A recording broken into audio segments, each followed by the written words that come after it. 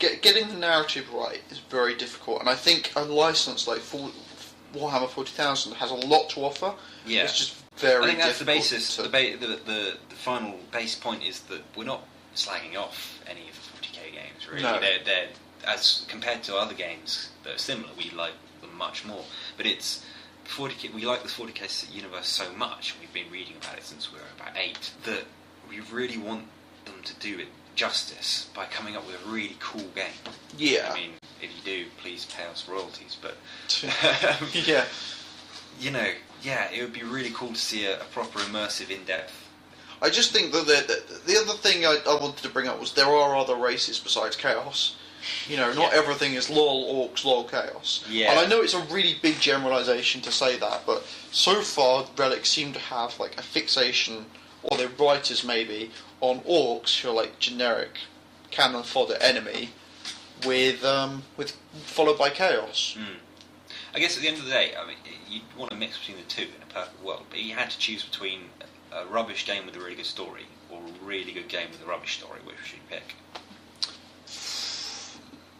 Good game with bad story, unfortunately. Yeah, I mean, because it's a game, you want the story is. You want the gameplay to be more compelling than you want the story to be compelling, and that's the sad truth. I think is the state of the industry is that we can't have both. And if you know we get games like BioShock where we end up completely immersed, or trying to be completely immersed in something, you know, we'll hang on to it for that bit, but by the time it's over, you know, you're still going. You can still break it down to I'm going from point A to B. Yeah.